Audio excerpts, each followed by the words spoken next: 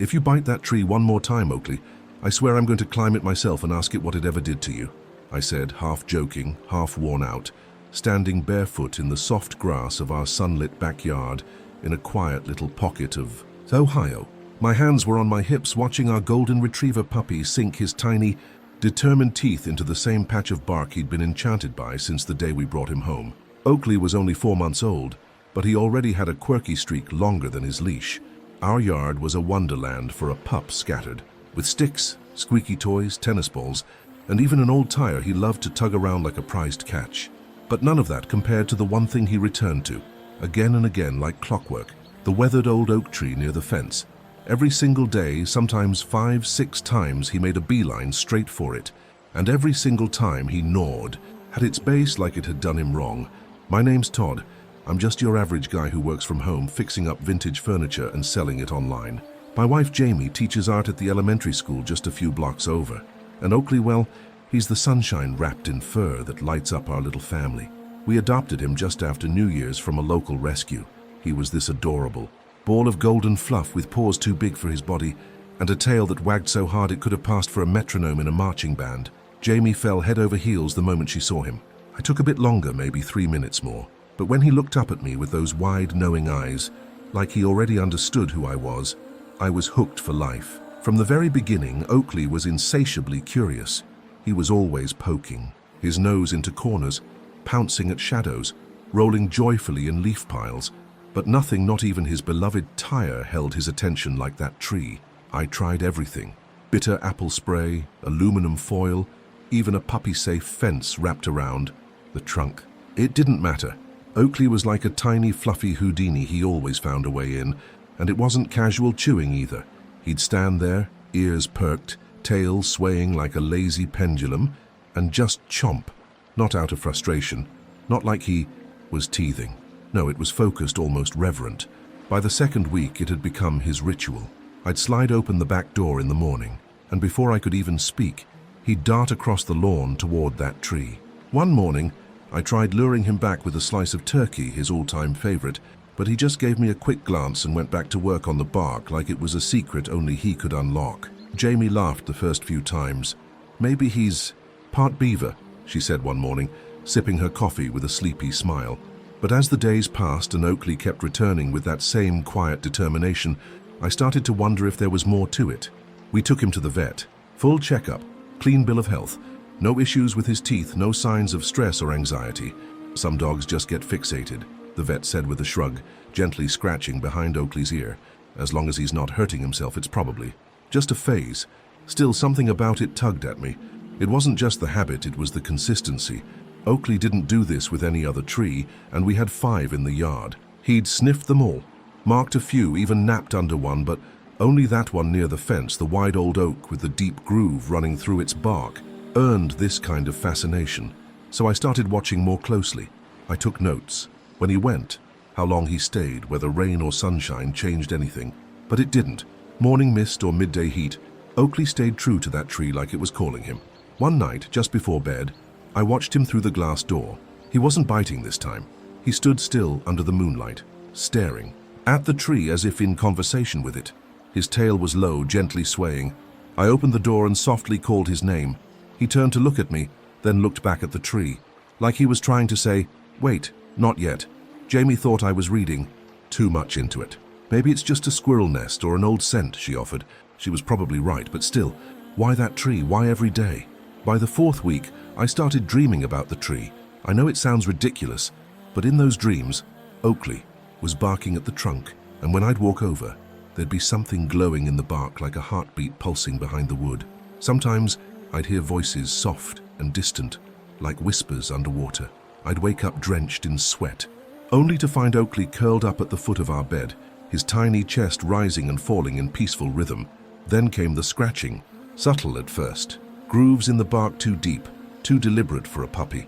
I figured maybe a raccoon or possum had paid a visit during the night. But then I noticed the ground, right at the base of the tree. The soil always looked freshly stirred, as if someone had just been there.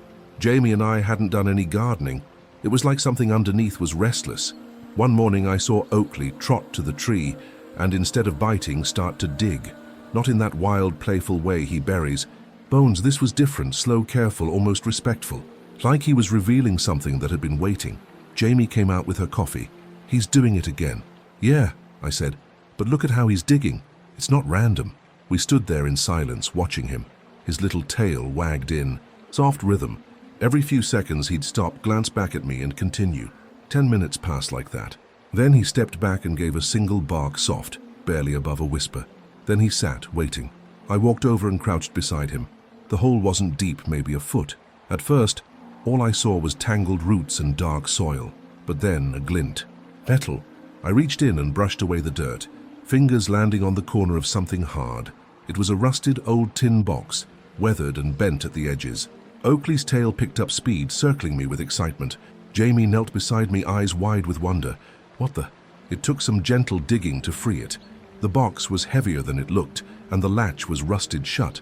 But something about the way Oakley sat beside us, proud and calm, made my heart swell. Whatever was inside, I knew one thing for certain. Oakley had found it. And maybe, just maybe, that tree had been waiting for him all along. So I grabbed a flathead screwdriver from the garage and gently pried the box open. The hinges groaned softly, like they hadn't moved in decades. Inside, wrapped in a piece of worn, time-stained cloth, were a few yellowed papers, a tarnished medallion, and a black and white photograph, fragile, but intact. The photo showed a young man in uniform standing proudly beside the very same oak tree now lying in our backyard. He couldn't have been more than 20. There was something gentle in his posture, a mix of duty and youth. On the back, written in looping, elegant cursive, was a date, August 12th, 1943. Beneath it, a short message, for Mary, in case I don't. Come back, Jamie gasped, her hand flying to her mouth. Oh my gosh, this must have been buried during the war. I turned the medallion over in my palm. It was a bronze star, aged but unmistakable. We stared at each other in quiet awe. Oakley sat between us, tongue lolling, tail brushing the grass, looking as pleased, as if he'd just fetched a ball. That afternoon I called the local historical society.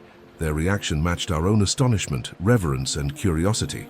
A few days later, with their help, we traced the man in the photo. His name was Frank Ellison, a local boy who'd gone off to Europe during the war and never made it home.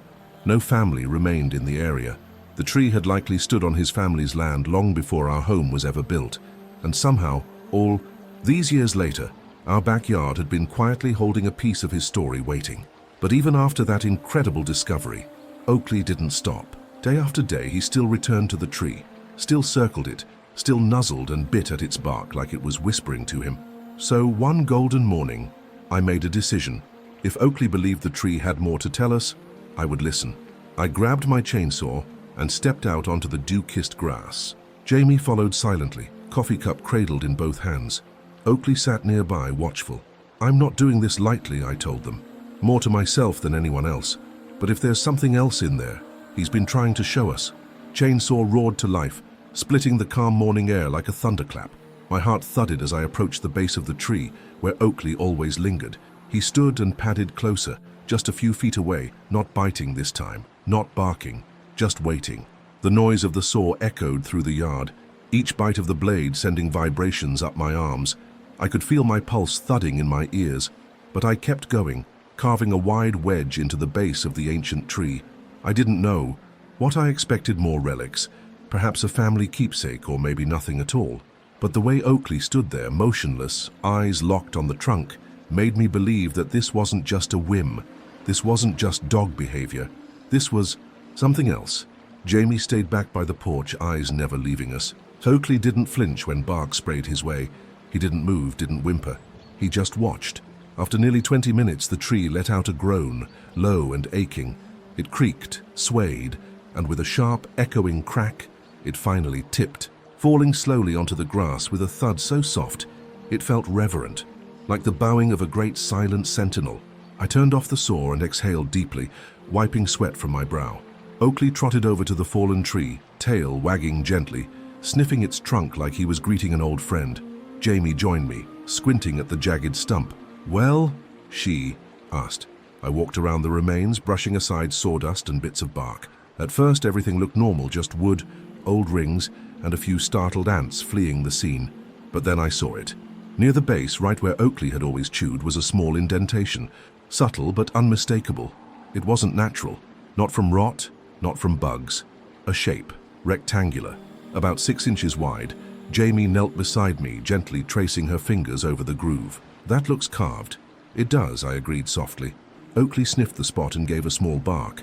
It wasn't loud, but it was purposeful, almost timed, like punctuation. I ran to the garage, grabbed a chisel and hammer, and returned. With slow, steady hands, I began to chip away at the wood. It was tough, damp, and dense with years of growth, but after a few minutes the wood splintered, revealing a hollow space within. I reached inside, my heart beating hard, and pulled out something, wrapped in thick, musty cloth. Carefully, I peeled it away. Inside was a small wooden box, polished, still sealed, still beautiful after all this time. Unlike the rusted tin we had found before, this one had clearly been crafted with care. Jamie and I exchanged a look, wide-eyed, breath caught between us. We opened it together. Inside, nestled gently like keepsakes in a memory drawer, were several old letters, tied neatly with twine. A faded locket rested on top, and beneath them all, carefully folded, was a small American flag. The letters were addressed to someone named Mary, the same Mary from the photograph. The ink had faded with time, but the words were still legible.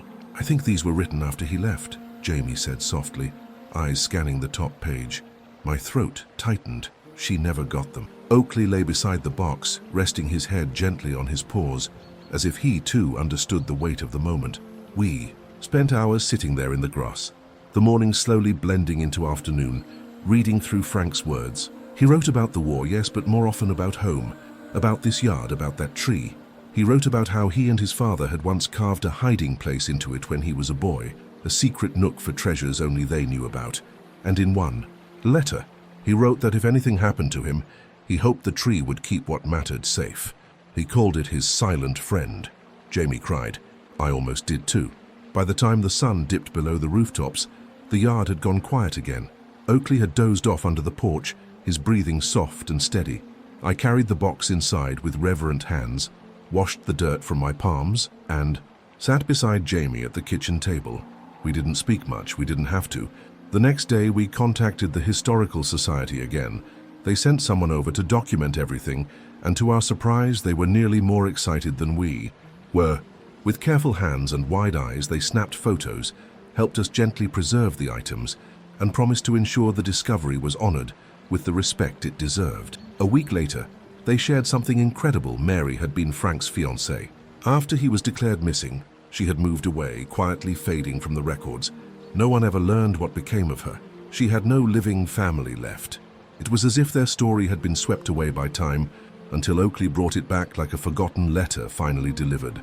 That night, as Jaime and I lay in bed, Oakley curled up between us like he always did, a warm and steady presence. I whispered, "How did you know?" He didn't answer, of course, but I swear I saw his ears twitch just enough to make me wonder. In the days that followed, I kept a close eye on him. With the tree gone, I thought maybe he'd lose interest in that spot. But no, Oakley still wandered over to the stump, still sniffed around it thoughtfully, and sometimes just sat beside it, quiet and still, as if keeping vigil over something only he understood. One morning, I caught him pawing at the earth again, not frantically, just gently, a soft scratch here and there. My curiosity piqued, I walked over. That's when I noticed a few small stones nestled beneath the grass. I brushed the dirt away and realized they weren't natural. They were arranged in a careful circle, like a message hidden in plain sight. Jaime joined me, and together we dug a little deeper. Eventually we uncovered the edge of something unusual, man-made. Maybe stone, maybe metal, about 2 feet across, with a strange groove running along one side. I'd never seen anything like it. Oakley barked once and then sat down calmly, his message clear. I think he's leading us again, I said quietly, more to myself than anyone else. Jaime nodded. Maybe there's more. The next few days turned into something like an excavation. We dug slowly, respectfully, not wanting to disturb whatever we were uncovering. Inch by inch, we revealed what looked like an old-time capsule built into the ground with stone walls and a rusted metal lid, heavy with history. Too heavy to lift on our own, I called a friend from construction. With a small hoist, we managed to pry the lid free. Inside was a small trove of childhood treasures. A toy soldier, a few marbles, a worn leather-bound notebook. Nestled at the bottom was a small velvet pouch containing a delicate silver ring. The notebook's cover creaked as we opened it. Inside was that same looping cursive, to be opened only when the world needs remembering. We sat beneath the midday sun, reading stories from a world long gone. Simple stories, beautiful ones, a boy dreaming big dreams, summers chasing fireflies, winters curled up by the hearth with family. It wasn't grand, it wasn't tragic, it was just real, honest. Pure Oakley lay beside us the whole time, his eyes soft as if he too remembered. Eventually we reached the last page. It read, "Thank you, whoever you are. Keep this safe." We sat in silence for a while, soaking in the weight of those words. "Should we keep it?" Jaime asked softly. I shook my head. "I think it belongs to everyone." We donated the contents to the local museum. They were overjoyed, said they'd create a small exhibit and call it The Tree That Remembered. But Oakley, he still wasn't done. A few nights later, I woke to find him standing by the back door, staring out into the yard. I followed his gaze. Nothing out there but stars, the whisper of wind and the soft silhouette of the stump. I opened the door, and without hesitation, Oakley trotted outside. I pulled on my boots and followed him. He made a beeline for the stump, sniffed once, and then looked back at me. "Okay," I said, "show me." He began to dig again, this time a few feet off to the side. I knelt down and joined him. The rain had softened the earth, and within minutes, we hit something, another box, smaller, wooden, newer. It was sealed with a padlock. Oakley pawed at it once, then sat back calm as ever. Jaime had joined us by then. She crouched beside me. What now, I didn't know. But I knew we had to open it. Back inside, I grabbed a few tools and managed to pop the lock without much effort. We lifted the lid and found something none of us could have expected. A cassette tape, labeled in black marker, "Play Me," and beneath it, a single photograph. It was Frank again, standing by the tree, but this time he was older. A beard shaded his face. His eyes were deeper, more weathered. The date on the back read 1963. "Wait," Jaime whispered. "They said he never came home." We stared at each other. The room suddenly too quiet. Oakley sat at our feet, his eyes shining. This was bigger than us, and somehow our golden pup had known all along. Jaime sat on the couch, holding the photograph in both hands, her thumb gently brushing its edge like it might reveal more if she touched it long enough. I turned the cassette over in my hand, reading the label again and again. "Play Me. You sure you want to do this now?" I asked. She nodded slowly. "Whatever's on there, it's waited long enough." Oakley curled up by the front door, as if standing, guard over something unseen. The house was quiet, save for the soft rustle of wind outside, threading its way through the remaining trees. We didn't have a cassette player, not anymore. But Mrs. Glay down the road had a basement full of old electronics. She used to be a music teacher, and she never threw anything away. I called her and told her what we'd found. She didn't even hesitate. "Come on over," she said. "I've got just the thing." So we packed up the tape and the photo. Oakley leapt into the truck without a second of doubt, like he already knew this was just the next part of the story. The drive was short, and Mrs. Glay was already waiting for us. Her porch, light glowing like a warm beacon in the dark. Her white curls shimmered under the soft yellow bulb, and she waved us in with the easy affection of someone welcoming family home. Her basement smelled like cedarwood, and time itself rich, earthy, and comforting. Every wall was lined with shelves, brimming with sheet music, boxes carefully labeled by year, and more instruments than I'd ever seen outside a music store. She led us to a quiet corner where an old cassette deck sat on a rolling cart, already plugged in and waiting. Jaime handed her the tape, and Mrs. Glay slid it in with the reverence of someone handling a fragile relic. Then, gently, she pressed play. At first there was only static, then a faint click and a voice. "Mary, if you're hearing this, then somehow you found it. Somehow you're still out there." It was him, the same voice from decades past, the one I had imagined while reading. The letters deep, measured, thoughtful. "Frank." Jaime reached for my hand and held it tightly. "I'm not sure if this will ever reach you, or if anyone will understand what happened, but I had to leave this behind. Someone needs to know." A long pause followed, heavy, lingering like the quiet before a storm. "I came back in '46, not officially, not legally. Something happened out there, something I never reported. I was lost behind enemy lines for almost 2 years. Then I wasn't. Not because I found my way back, but because someone or something led me. I never saw it, not really, just signs, a path, as if something was guiding me home. I followed it, and when I got close, I buried what I couldn't carry anymore. Jaime's grip tightened around my fingers. I didn't come home right away. I stayed on the edges, watched from afar. I saw the house boarded up. I found out you'd moved away. They said I was dead. Maybe I was for a while. From the corner, Oakley let out a soft whimper, like he understood the weight of those words. I left everything in the tree, and later, in the ground, all my stories, my memories, pieces of who I was. If you're hearing this, maybe you found them. Maybe you're someone who needs to remember what we were before everything changed. The voice cracked, raw with emotion. I'm sorry I didn't come back. I didn't know how. But if someone's listening now, I hope it's not too late to make it matter. Then silence. A long, steady hum until the tape clicked and stopped. Mrs. Glay dabbed at a tear on her cheek. That man was hurting. Jaime nodded gently, but he wanted someone to know, someone to hear him. We thanked her with quiet gratitude, promised to return the cassette deck, and drove home in thoughtful silence. The wind had picked up by then, rattling the leaves and carrying the scent of distant rain.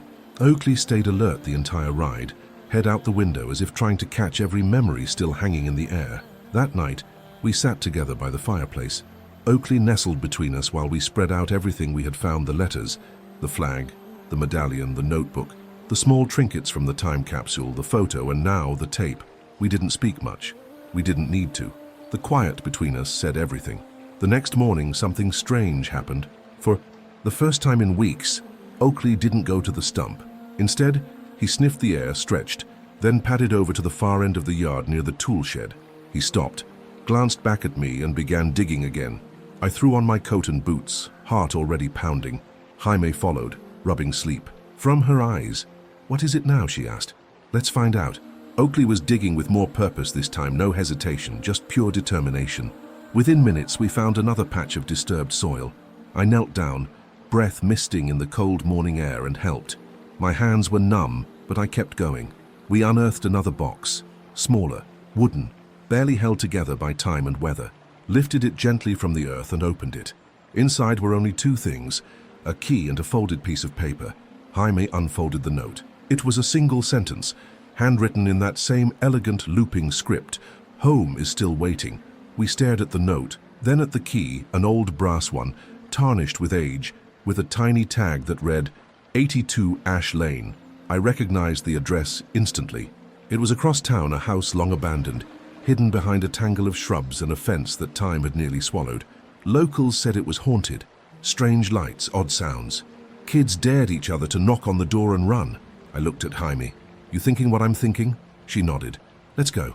We packed the box and the note, and once again loaded Oakley into the truck. He hopped in without hesitation, as if he'd known all along this was where we were meant to go. As we drove toward the edge of town, the house appeared like a memory surfacing from the fog.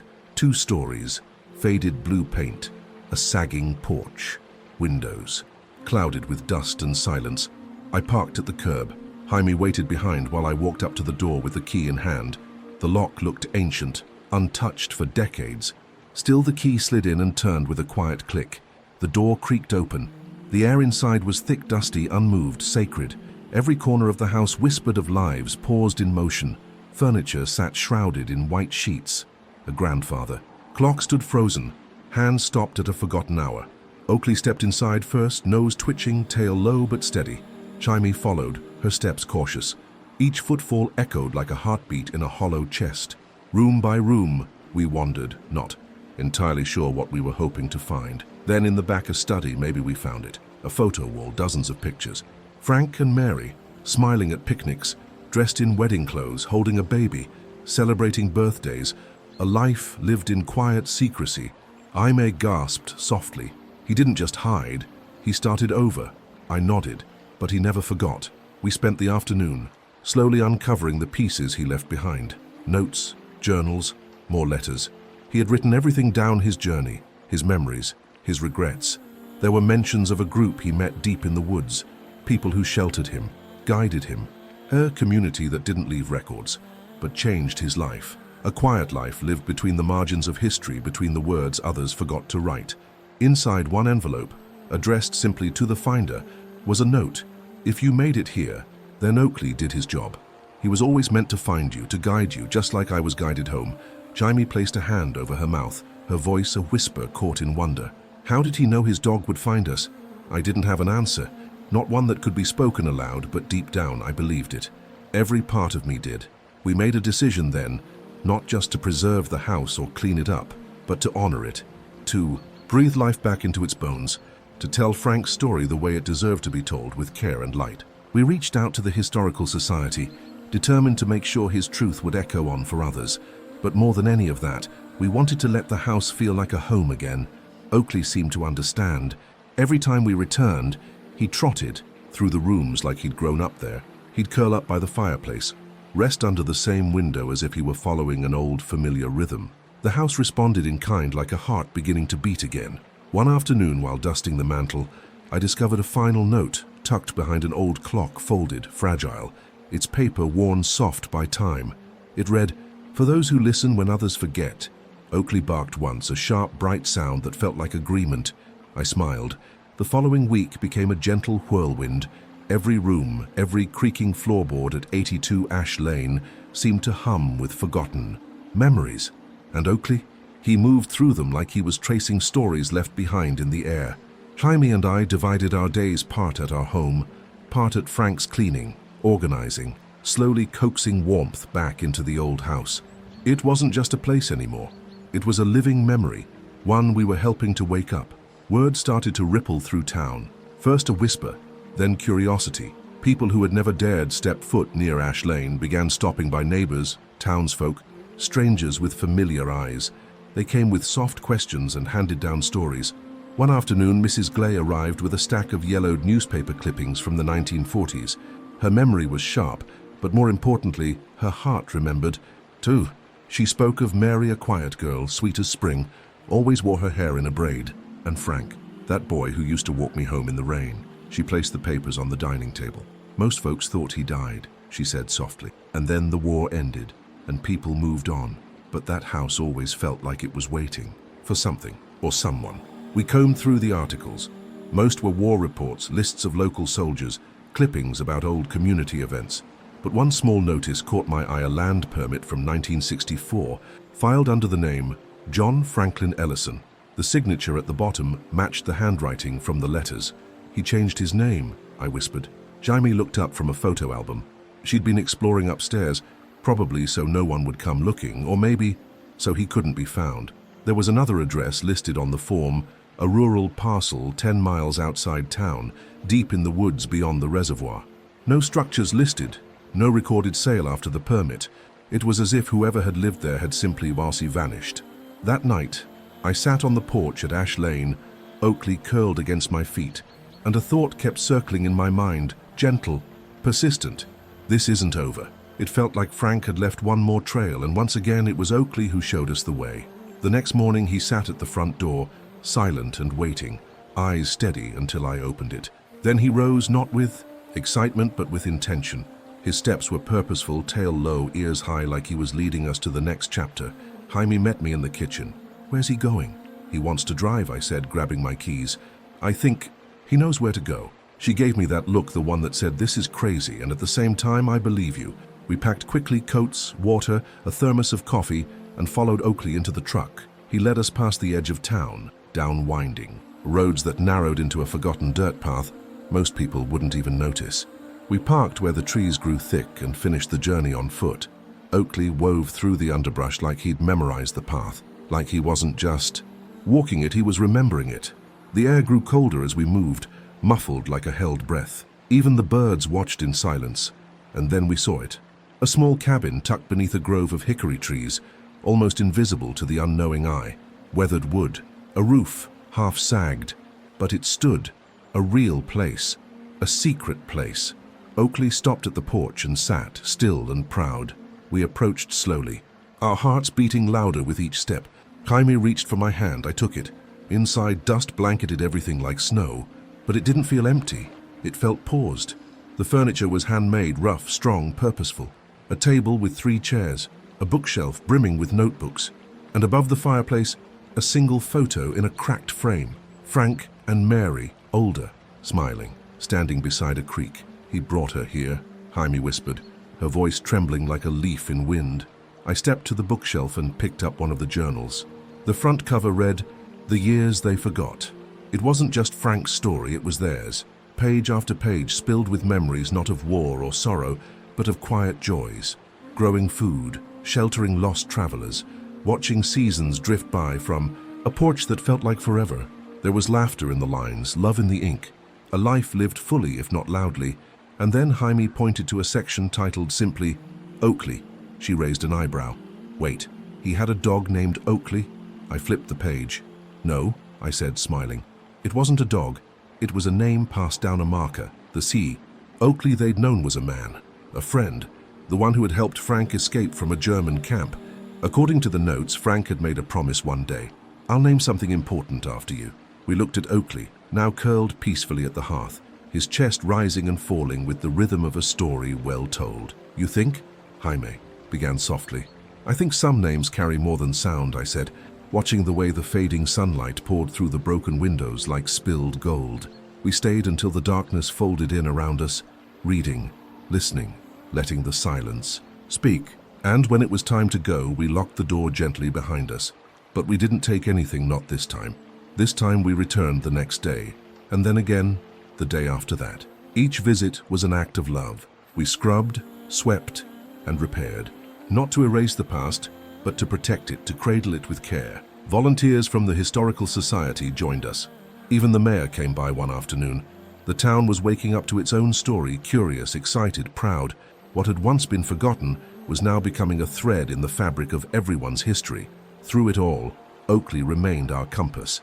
He guided us to a spot behind the cabin, where against all odds wildflowers bloomed even in the cold. Beneath that little burst of color, we found a stone marker nearly swallowed by the earth, faint but unmistakable. The initials FNMW and a date, 1981. They passed here, Jaime whispered, her voice trembling with reverence. Together we chose to build a small path leading from the road to the cabin. Nothing elaborate, just a trail of stones and a simple sign enough to welcome those who wanted to learn, to remember. Oakley oversaw every step like a seasoned foreman. He'd sit proudly by the tools, bark gently when someone strayed, and nudge little ones toward the flowers like a furry docent. People fell in love with him.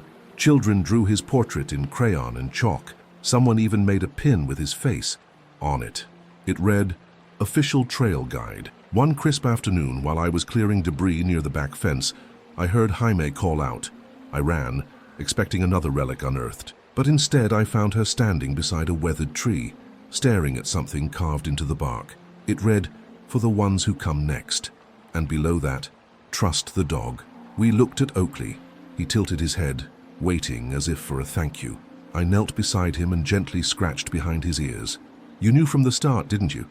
He licked my hand in quiet response. We added the tree to our map, marking it as the final stop on the trail, a place to pause and honor the beginning of it all. Back home, life began to shift in quiet, beautiful ways. Jaime started painting again, wide, emotive landscapes of forests, old houses, and always, somewhere tucked in a corner, a little golden dog. I found myself writing not just for catalogs anymore, but the story of this, of Frank and Mary, of Oakley, of how sometimes the world forgets, but memory finds a way back home. The Ash Lane house became a small museum, open on weekends. Visitors came from neighboring towns. School buses pulled up with students eager to learn. A local journalist wrote a feature, The Dog That Remembered. And Oakley? He never seemed to tire. Every morning he trotted to the truck, ready for another adventure.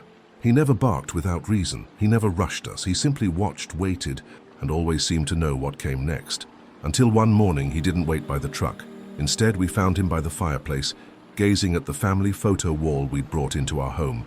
Jaime and I watched him for a long moment before she whispered, I think he's telling us something again. I knelt beside him. What is it, buddy? He stood, padded to the front door and pawed at it once. So we followed. This time he led us down a road neither of us had taken in years, past the old church, through golden fields, and up a hill I hadn't climbed since childhood. At the top he stopped, sat down and looked out over the town below. Jaime stood beside me, her breath catching in the cold, clean air. Why here I didn't have an answer, but Oakley just laid down, his eyes fixed on the rising sun. So we sat too, the three of us, in silence, waiting. That morning felt different. Not the kind of cold that chills your bones, but the kind that whispers, change into your skin, the kind that tells you something is about to begin or end. We stayed for a long time, watching rooftops stretch toward the sky, chimneys puffing smoke like sleepy sighs, school buses winding through the streets like lifelines. Oakley barely moved. He just watched. And eventually so did we. When we finally made our way down, Oakley didn't head for the truck. Instead, he veered off the path, leading us around the base of the hill to a grove of trees I barely remembered, overgrown, tangled, once part of a long-forgotten farm. The path was narrow, but Oakley forged ahead like he'd walked it 100 times. The trees opened into a quiet clearing where a crumbling stone wall stood 4 feet tall, cloaked in ivy and moss. At first glance it seemed like nothing, just another relic swallowed by time, but Oakley walked straight to the north side and gently pawed at a spot on the wall. We brushed away the leaves. There, etched into the stone, were letters deep and worn with age. JL plus F Jaime, traced them with her fingers. Who's JL? I don't know, I said, but that's definitely Frank. We moved slowly around the wall and found another set of initials, and then another. Each one matched a name from Frank's notebooks, neighbors, friends, companions who had come and gone. This wasn't just a wall, it was a memory etched in stone, a quiet record of a life shared. Jaime sat on a low rock and looked around. Doe, you think this was where they met? Or maybe where they gathered? The clearing held a hush that felt different, gentle, but weighted, as if the air itself remembered every whispered conversation, every shared meal, every laughter-filled night. Oakley settled in the center of the ring and closed his eyes. We didn't speak much on the walk back. The silence between us was full of meaning, because deep down we both knew the hill and the stone wall weren't an ending. They were a doorway, just another piece of a story still unfolding. Later that night, I returned to the Ash Lane house alone. The quiet felt different without Jaime, like the walls themselves were holding their breath. I wanted to see if Frank's journals held any mention of the stone wall or those worn initials we'd found. I sat for hours, pages whispering as I turned them, notes blurring together until the words began to feel like echoes. Finally, tucked in one of the older entries, I found it. Spring 1952. Took Jack, Lorraine, and Ruth to the circle. The wall still stands. We added our marks beside Mary's. Oakley sniffed every stone like he knew each name. There it was again. Oakley, always showing up at the perfect moment, as if time itself bent around him. But this couldn't be our Oakley. Could it? It had to be something else, a coincidence perhaps. A name handed down like a family story, or maybe it was something stranger, something deeper, a thread quietly tying moments together across years. The next few days passed, with a gentle kind of urgency, like the world around us understood something important was happening. People kept visiting the Ash Lane house, drawn by something they couldn't quite name. We began offering guided walks to the cabin in the woods, moving carefully so as not to disturb the quiet magic of the place. We didn't market it as an attraction. There were no flyers or souvenir stands. This wasn't about snapshots or photo ops. It was about honoring memory. We added the clearing to the tour, not a main feature, just a soft closing note at the end. We called it Frank's Wall. Most people passed through in hushed wonder, fingertips brushing the stones like they might absorb history through their skin. Then one day, a boy named Caleb, 8 years old, bright-eyed, always clutching a sketchbook like it was part of him, asked me a question that made me stop in my tracks. "Do you think Oakley is a ghost?" I laughed, but gently, not dismissively. "What makes you say that? He finds stuff no one else sees. My grandma says ghosts do that, but he's not scary. I think he's like a memory ghost, the good kind, before." I could find the right words. Caleb had already run off, chasing Oakley down the trail, giggling all the way. That night I told Jaime what Caleb had said. She smiled softly. Maybe he's not wrong. I looked down at Oakley, curled up on the rug, his paws twitching in the midst of some dream. "I don't know what he is," I said, "but he's something." The following weekend, Jaime and I were invited to speak at a community center in a nearby town. Word had spread about the Ash Lane house, the restoration, the journals, the dog. Our story had taken root. We kept our presentation simple: photos, letters, Frank's recordings, the weathered notebooks. People sat quietly, listening as though the past was leaning in too. During the Q&A, someone asked a question we hadn't prepared for. "Do you think there are more like him? Dogs like Oakley?" Jaime looked at me, then back at the crowd. "We don't know," she said, her voice gentle. "But maybe that's the point. Maybe we're not supposed to know." Afterward, an older man came up to us. His name was Rye. He wore a cap with his unit patch stitched in place and carried a stillness that spoke of long journeys. "I had a dog once," he said. found me in the jungle when I was stationed in Korea, stayed with me until we made it out, saved my life more than once, then disappeared just before the helicopters came. Never saw him again, but I remember his eyes, same as your Oakley's. He leaned down and patted Oakley's head. They remember, even when we forget. The drive home was quiet. I kept thinking about Rye, about Frank's wall, about the idea that maybe Oakley wasn't just a dog, or maybe he was, and that in itself was something extraordinary. Back home, Oakley didn't settle in like usual. He paced, not anxious, but deliberate. He moved between the back door and the fireplace, as if trying to decide which direction the story needed to go next. Then he barked once. I opened the door. He stepped outside, then turned to look at us. Jaime and I followed him into the night. This time he didn't lead us to the woods or the cabin or the hilltop. He led us into town toward the square. It was quiet at that hour, bathed in the soft glow of street lamps.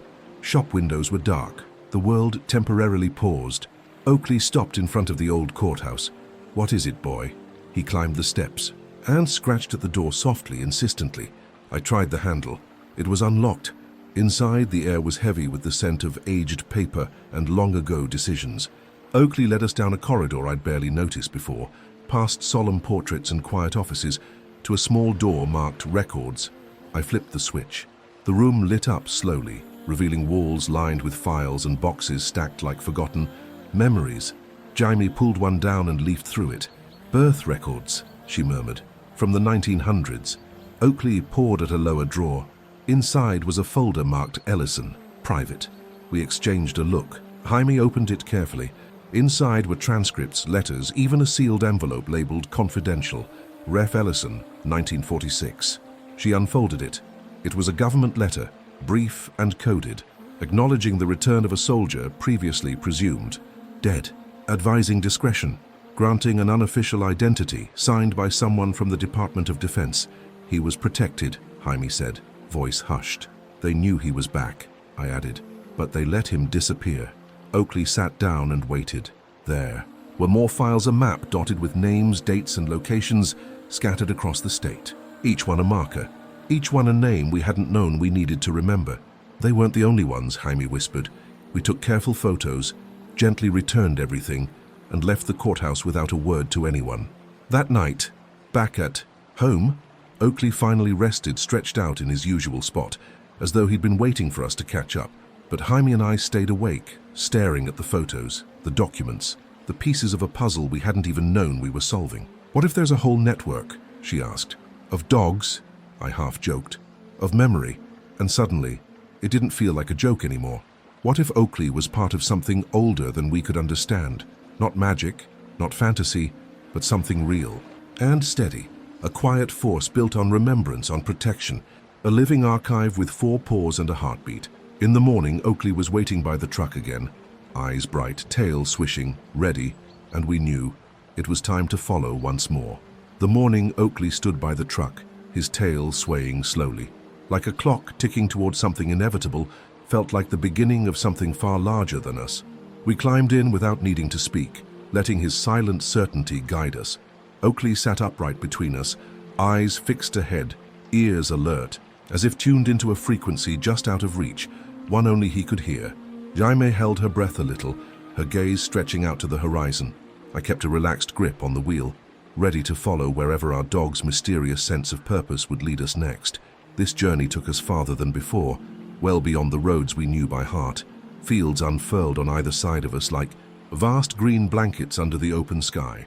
Oakley remained still, not restless but focused, watchful, as though every passing mile held meaning. Jaime would occasionally reach out to gently stroke his back, grounding herself in his presence, sensing the subtle shift in the air around us. After nearly 2 hours, Oakley nudged my arm with his nose, just a soft reminder that it was time. I glanced down. His eyes were fixed on a narrow road veering off from the highway, quiet and half-hidden. Trusting his message, I eased off the gas and made the turn. We passed signs for towns I'd never visited, places that barely whispered their names, each smaller and more still than the last. Finally, Oakley gave a single, low bark. I brought the truck to a gentle stop. We found ourselves in a tiny village, more suggestion than settlement. A handful of buildings nestled together like old friends. A general store, a modest post office, and a small church with a humble steeple rising against the sky. Oakley hopped out, then turned to make sure we followed, his steps calm and sure as he headed straight for the church doors. Jaime reached for my hand as we crossed the threshold. The interior was quiet, filled with cool air and the faint scent of polished wood and aged hymnals. Oakley walked directly to the front pew and sat with reverent stillness, eyes drawn to a stained glass window above the altar. It showed a shepherd surrounded by his flock, one hand resting gently on the head of a golden-furred dog at his side. Jaime drew in a soft, astonished breath. A door creaked open to our right, and an elderly man stepped through. He wore a simple, knit sweater, glasses slipping low on his nose, and moved with the quiet grace of someone who'd long ago made peace with the passage of time.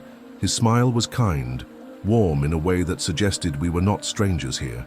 "I see Oakley found you," he said softly, eyes crinkling with recognition. "You know him?" Jaime asked, surprise catching in her voice. "Oh yes," the man nodded. "Not this one exactly, but others before him. Oakley is a guardian, always has been." "A guardian?" I echoed, intrigued, the word hanging in the air like a thread waiting to be followed. He gestured for us to sit. "My name is Pastor Evans. I've been waiting either for Oakley or for someone he chose. Your dog, he isn't just a pet. He belongs to something very old, something deeply important." Jaime leaned forward, heart in her eyes. "What exactly is he, Pastor?"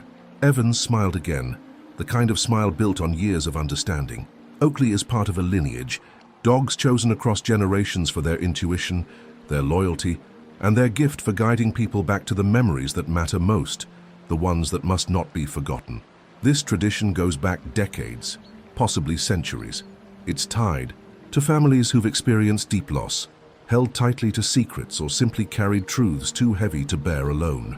Like Frank Ellison," Jaime whispered, her voice catching as the pieces began to fall into place. "Exactly," Pastor Evans said, with quiet affirmation. Frank was special. What he endured during the war gave him a rare clarity. He knew that some memories didn't belong in history books or museums, they needed to be carried in hearts. Reminders of compassion, of bravery, of humanity at its best. "And the others Oakley led us to?" I asked, still marveling at the weight of it all. "They were part of this too. Each and every one," Pastor Evans replied.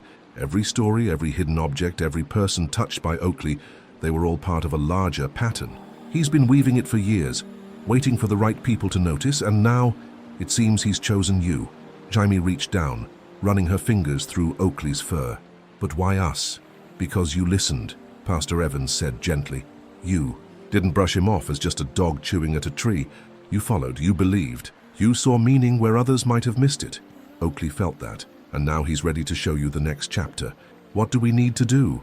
I asked. "Follow him," Pastor Evans said, as if it were the simplest truth in the world. "Trust him. Every place he leads you now will be a thread in a much larger tapestry. You'll see how it all connects.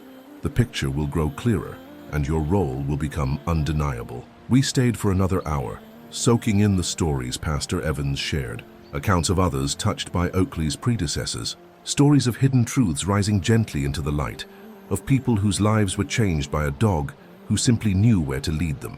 When we finally stepped outside, the sky had shifted to late afternoon light. Oakley was already waiting at the bottom of the steps, nose pointed in a new direction. Jaime took my hand and gave it a quiet squeeze. "Ready?" "As ever," I said with a smile that warmed all the way through me. Oakley led us down country lanes lined with wildflowers and songbirds, until we came to a forest thicker and older than the woods back home. There was no trail, but Oakley moved with quiet certainty, weaving between the trees, occasionally glancing back to make sure we were still with him. After about 30 minutes of walking, the forest began to open. Trees parted like curtains drawn back from a stage, and we stepped into a clearing dominated by a single, enormous oak tree. It towered above us, ancient, weathered, magnificent. Our backyard tree would have looked like a sapling beside it. Oakley approached the base, nose low, sniffing thoughtfully before turning his gaze up to us. "What's here, boy?" Jaime asked gently. I knelt beside the tree and noticed a small, subtle indentation near the roots. With Oakley's guidance, I dug with care, my fingers brushing through layers of leaves and soil until they struck the edge of yet another box, one that had been patiently waiting beneath the earth, preserved like a secret whispered through generations. Jaime knelt beside me, her hands moving with reverence as she cleared the remaining dirt, revealing delicate engravings etched into the surface. To those who come after, who carry the memories forward, she read aloud, her voice soft but sure. Inside, wrapped in time's embrace, were more carefully sealed letters and another cassette tape. Oakley lay beside us, calm and composed, his eyes never leaving our faces, as if ensuring we were ready for what came next.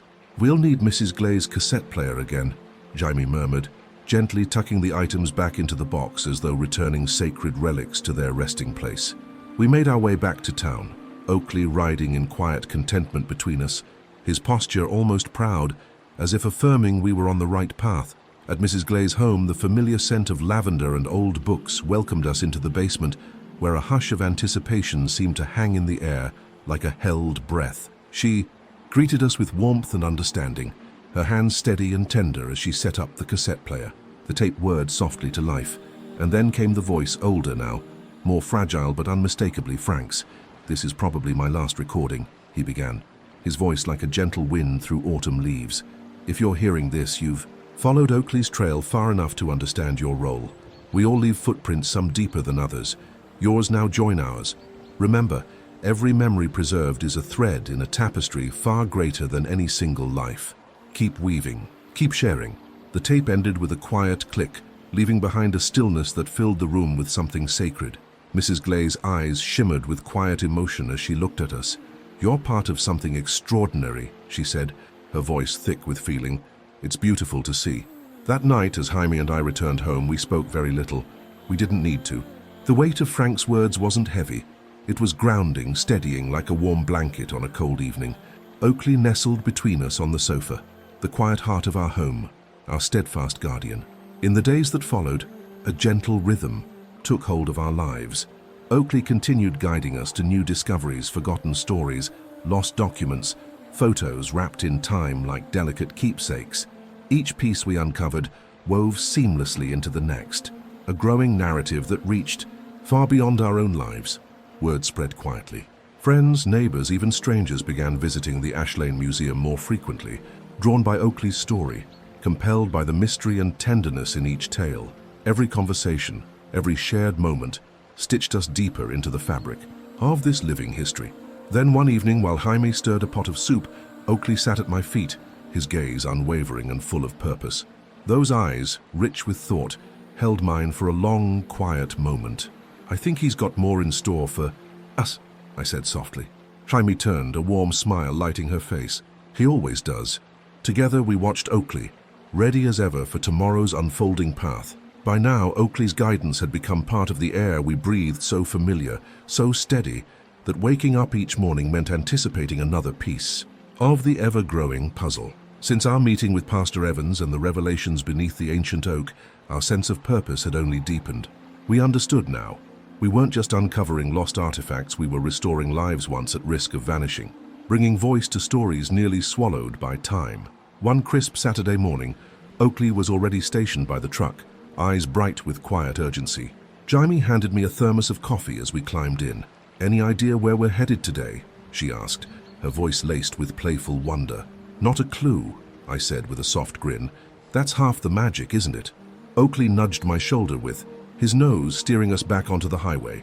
We left behind familiar roads, driving deeper into the countryside, past weathered fences and wind-swept fields. With each passing mile, the world grew quieter, more spacious. The hills rolled like soft waves. The forests thickened like secrets too old to speak aloud. About an hour in, Oakley sat up straighter, his gaze fixed ahead. Then he gave a single clear bark. I instinctively eased off the gas. Just off the road, tucked behind a curtain of brush, stood an old barn, its grey wood faded, its walls etched by time and wild ivy. Oakley pawed at the window gently, urging us to stop. I parked on a gravel shoulder, and we followed him toward the structure. The barn loomed like a forgotten monument, its silence reverent. Jaime squeezed my hand, eyes wide with recognition. "It all keeps connecting," she whispered, as if not to disturb the stillness. Oakley nudged the door open with his nose, leading us inside. The air was thick with dust and memory. Sunbeams streamed through cracks in the walls, catching floating motes like tiny stars suspended in light. Without hesitation, Oakley padded toward the far corner, his movements sure and deliberate. He pawed at a loose floorboard, and I knelt beside him, lifting the plank to reveal a narrow hidden space beneath. Resting within was a small metal box, sleek, polished, and heavier than we expected. Jaime gently wiped away decades of dirt, revealing faded writing on the lid. "Okay's task," it read. My heart quickened. Oakley sat beside us, watching with steady eyes. Inside, nestled like treasure, was a single leather-bound journal, a brass compass, and a small envelope holding a silver pendant, aged and tarnished, engraved with the initials OEEE. Jaime opened the journal with care. The pages, delicate as dried leaves, held densely packed handwriting. It was unmistakably Frank's voice again, but this time, every word centered on Oakley. Not our loyal dog, but a man named Oakley Ellison. We read in awed silence.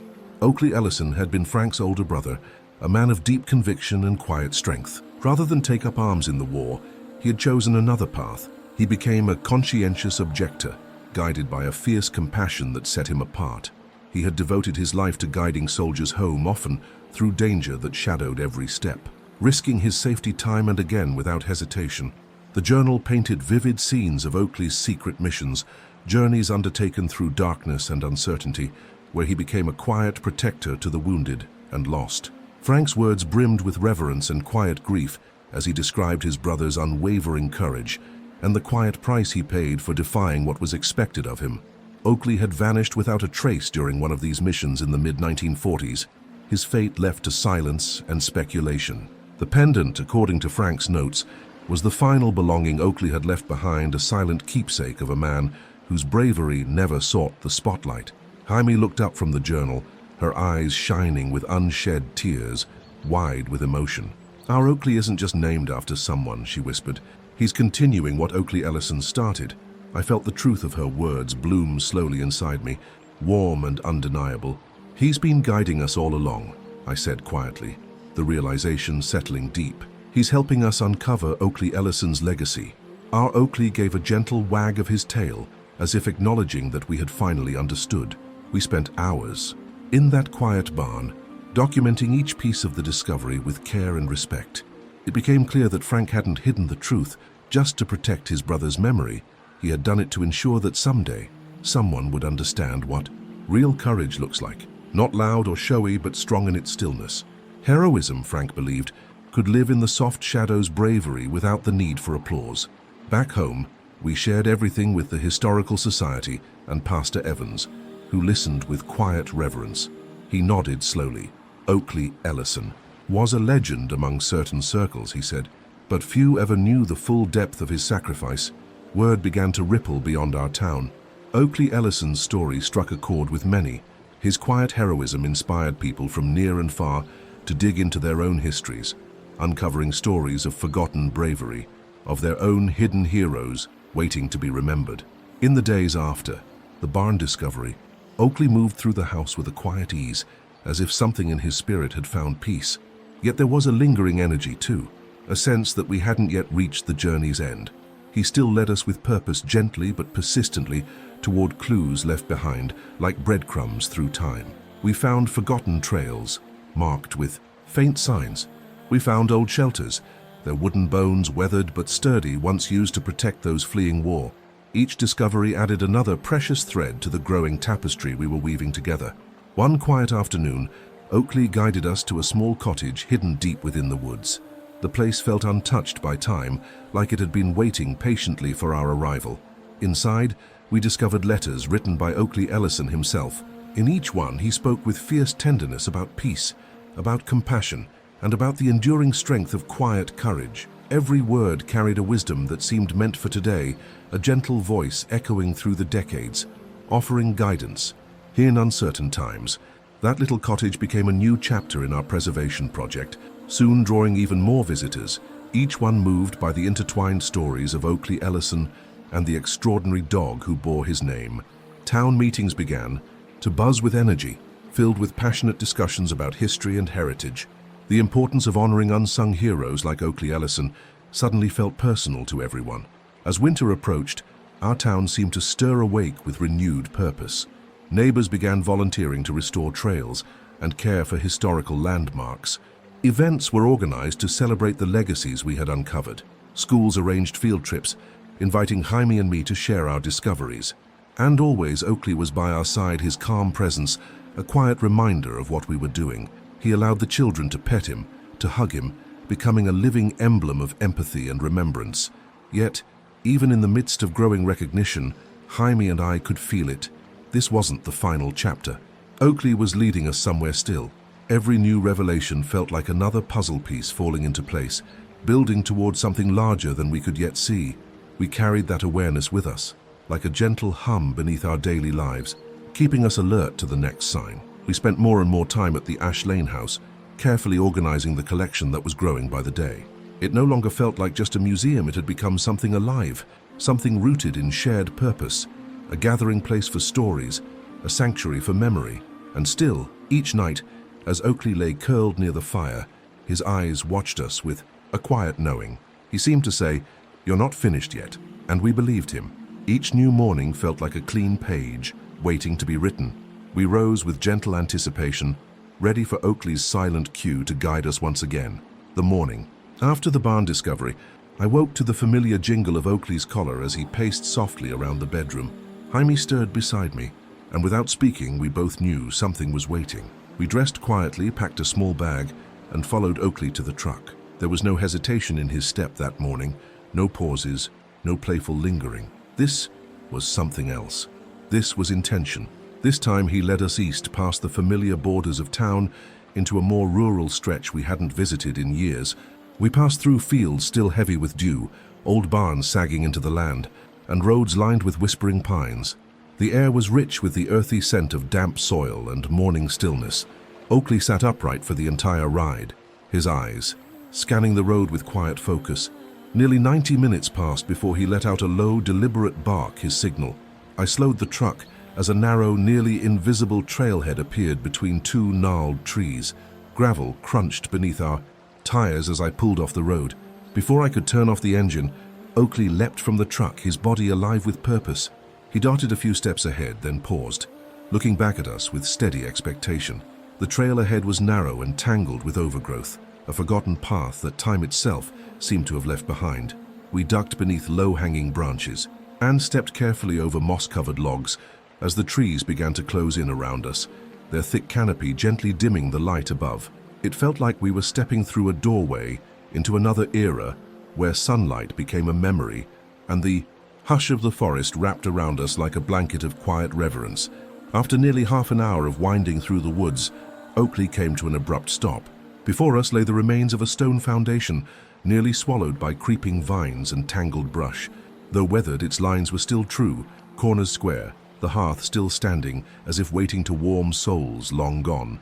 It had once been a home, or maybe a gathering place now. It stood as a silent monument to something sacred. We crossed the broken threshold with cautious steps. Jaime knelt and gently swept away a blanket of leaves from what appeared to be a rusted metal plate embedded in the floor. Her fingers brushed away time itself to reveal what looked like a hidden hatch. Oakley sniffed around its edges, then settled. Beside it, in a calm, expectant silence, I grasped the handle, thick with rust, and pulled. It groaned in protest, the sound deep and ancient. A wooden ladder revealed itself, leading into a shallow space below. The room was dry, surprisingly well preserved, a pocket of the past untouched by decay. I climbed down carefully, Jaime close behind. Oakley remained above, watchful as ever. The space was no larger than a garden shed, but it held a powerful stillness. Against the far wall, wrapped in oilcloth, was a wooden chest.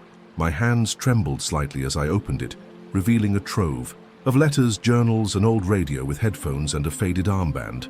On it was a simple but striking symbol, a tree encircled, both grounded and eternal. Jaime's voice echoed softly in the small room, her breath catching. "That's the same symbol carved into the stone by Frank's cabin." I nodded slowly, recognition blooming. Some kind of sign, a code, a mark left behind. We began leafing through the journals. These weren't Frank's. The careful script belonged to someone named Ruth Lancaster.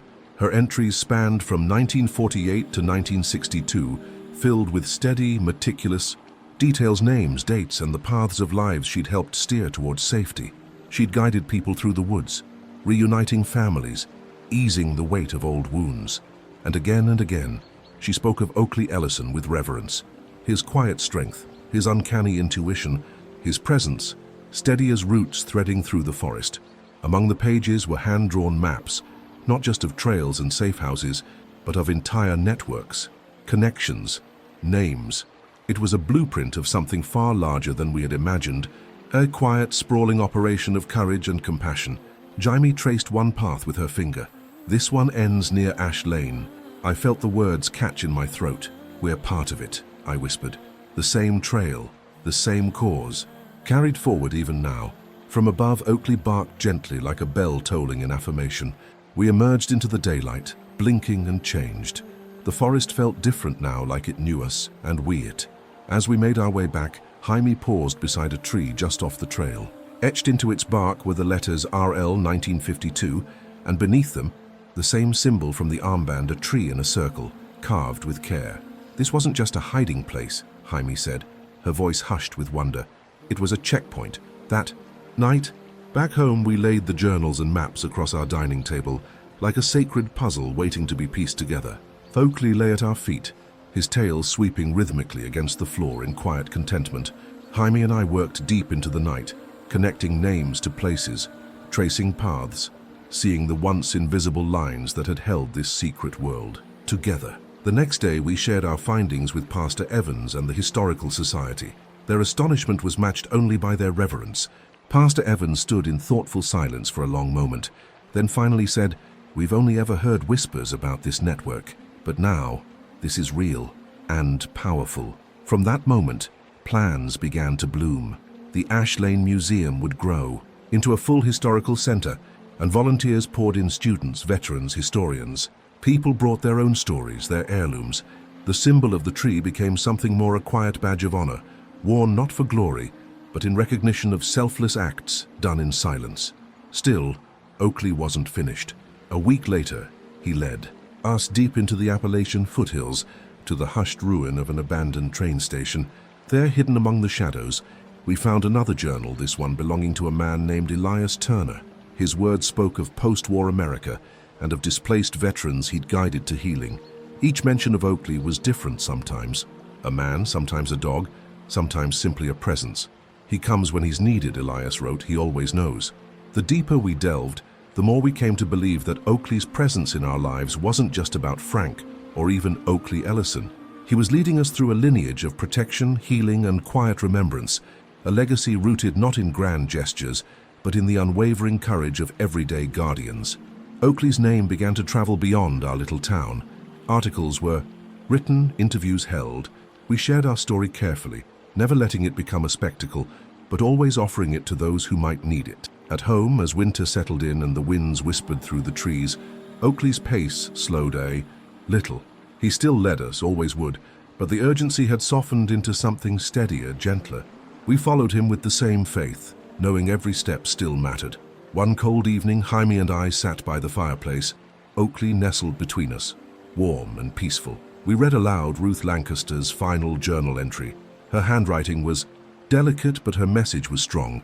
"We do this so someone else won't have to, and if they must, they'll know they're not alone." Jaime leaned her head on my shoulder, her voice barely more than a breath. "That's it, isn't it? The whole reason?" I nodded slowly, the firelight catching in my eyes. "And Oakley's been making sure we remember." The next morning, Oakley stood waiting by the door, poised and ready as if he had been preparing all night. We laced up our boots, packed our bags, and stepped out into the chill of dawn, knowing in our bones there was still more waiting to be found. Wherever Oakley led, we would follow. That had become the rhythm of our lives, and we wouldn't have traded it for anything in the world. The sky was still a deep, dreamy indigo when Oakley padded to my side of the bed and gently nudged my arm. This wasn't his usual nudge for breakfast or a morning walk. There was a quiet insistence in his touch, calm, steady, filled with intent. I sat up slowly. Jaime stirred beside me, one eye blinking open. "He's ready again," I whispered. She rubbed her eyes and nodded. "Let me get dressed." We moved through our morning like a well-rehearsed ritual, layers of warm clothing, a thermos of coffee, notebooks, a camera. Oakley waited patiently by the door, tail sweeping the floor in slow, deliberate motions, his eyes locked on us with unwavering focus. Outside, the air was sharp and bracing. A thin layer of frost glittered on the grass like powdered sugar, glinting in the first breath of light. But this time, Oakley didn't lead us to the truck. Instead, he turned east, toward the woods behind our house, familiar ground we'd walked 1,000 times before. And yet, today something had shifted. He stepped onto a path that hadn't been there before, or perhaps one that had always been, hidden, waiting for the right moment to reveal itself. The trees seemed to part gently as we followed him, their limbs arching overhead like guardians. A stillness settled over the forest, not an eerie silence, but a sacred one, the kind that makes your heart beat slower, your thoughts quieter. It felt like the forest was holding its breath, watching. Oakley guided us past bends we recognized, then into deeper territory uncharted, untouched. We passed a creek where the stones were arranged in a perfect spiral, trees etched faintly with the tree circle symbol, barely visible beneath layers of moss and thyme. Finally, we reached a glade bathed in golden morning light, as if the sun itself had chosen this clearing to rest. At its center stood a tree unlike any we'd ever seen, tall and wide, its bark smoother than the others, its limbs stretching out, with grace, reaching for the sky like it was offering something to the heavens. Oakley stopped just shy of its base and sat down, tail brushing gently against the earth. Jaime took my hand. "This feels like the end of the trail." I nodded, heart thudding gently. We stepped closer together. Oakley watched us with an expression I couldn't quite name, not expectation, not urgency, but something softer, a calm, knowing stillness. At the foot of the tree, something was partially buried in the soil, just a sliver of wood peeking through. I knelt and brushed away the dirt until the shape of a thin wooden panel emerged. With Jaime's help, we lifted it free. A chest, larger than any we'd uncovered before. The wood was dark and smooth, worn by time but intact. Its hinges, though aged, remained strong. On the lid, etched in a perfect circle around the tree symbol, were the words, "For those who carried it forward." My chest tightened. We opened it slowly, reverently. Inside were 3 items: a large bound volume, a folded wool flag stitched with the tree emblem, and a single sealed letter addressed simply, "To the final bearers." Jaime unfolded the letter, her hands trembling slightly. She read aloud, her voice steady and soft. "If you are reading this, it means the journey is nearly complete. The stories have been uncovered, the memories preserved. What began with those who refused to forget must now be passed into the open, not as a secret, but as a legacy. You have done what many could not. You followed without question, listened when others dismissed, and honored the silent voices of those long gone. This is your final piece to carry. The rest belongs to the world." Jaime folded the letter carefully, her eyes glistening. "It's been waiting for us." I reached into the chest and lifted the bound volume. Its weight was more than physical, it was, the kind of weight that settles into your soul. On the first page was a ledger not of money but of names, pages and pages of names, dates, locations, and brief notes, small acts of kindness, quiet bravery, lives changed in the shadows. Every entry ended with the same hand-drawn symbol, a tree in a circle. Oakley Ellison, Frank, Ruth Lancaster, Elias Turner, dozens more, people who had helped others when no one else would. The final pages were blank, save for a single sentence in fresh ink: "Continue the roots." We sat under the great tree for a long time, turning pages, reading names aloud like prayers. Each one was a story of refugees who had fled war, of families finding one another again, of veterans who found peace after years of silence. The book was a living memory, each word a baton passed gently into our hands. At the base of the tree, Oakley lay down, his head resting between his paws. His eyes fluttered, half closed, his body completely still, except for the quiet rise and fall of breath. He looked peaceful, like someone who had completed his journey. "Do you think this is what he was meant to do all along?" Jaime asked softly. "Yes," I said, the answer settling in my heart like a warm stone. "And I think he knew we'd be the ones to carry it the last stretch." We brought the chest home that afternoon and spent the rest of the day preparing a new exhibit in the Ashlane Museum, a final tribute we named The Legacy Tree. We placed the bound volume in a glass case, opened to the first page. A copy was made for visitors who wanted to read every story. Above it we hung the wool flag, its fabric thick with meaning. And the letter, read once, then reverently sealed again, was framed and placed behind the glass, its worn edges now softened by Jaime's careful hands. Word spread quickly. People came from miles away, drawn not by spectacle but by something deeper. They stood quietly before the display. Some wept, some left notes of gratitude. Others offered names of their own loved ones who had once been helped by those named in the book. We added those names too. The book kept growing just as it was always meant to. But something shifted in Oakley after that day. He still welcomed visitors with his quiet grace, still curled beside the fireplace at home in the evenings, but he no longer urged us out the door. There were no more gentle nudges at sunrise, no patient waiting by the truck with his steady gaze. It was as if he knew the path had been fully walked, not with sorrow, but with a kind of peaceful fulfillment. He spent more time basking in the warm sunlight that streamed through the museum windows, watching the world go by with soft eyes. The jour town had come to know him deeply. Children called him the memory dog, their laughter trailing behind them as they passed. Adults left treats by the gate, small tokens of gratitude. Oakley would wag his tail with quiet appreciation, offer a soft bark in thanks, then return to his gentle vigil. One evening, as snow drifted softly against the window panes, Jaime and I sat by the fire, the warmth wrapping around us like a blanket. Oakley was stretched out at our feet, his breathing slow and steady. Jaime leaned her head against my shoulder and asked, "Do you think there'll be another after Oakley?" I looked down at the dog who had changed our lives in ways we never could have imagined, and said maybe. But even if there isn't, he gave us everything we need. Jaime reached down and ran her fingers through his fur. "You're our forever." Oakley. He lifted his head, blinked slowly as if in agreement, and gave his tail a single soft wag. That night, I dreamed of a forest trail bathed in golden light, its trees glowing faintly as if each one cradled a memory in its branches. Oakley trotted ahead of me, tail high and proud. He looked back once, just briefly, before disappearing around a quiet bend in the path. And when I woke, I knew he was still with us, not just because he was lying there snoring gently in his favorite spot, but because he always would be, in the museum, in the names, in the stories passed from hand to hand, in the roots we helped carry forward.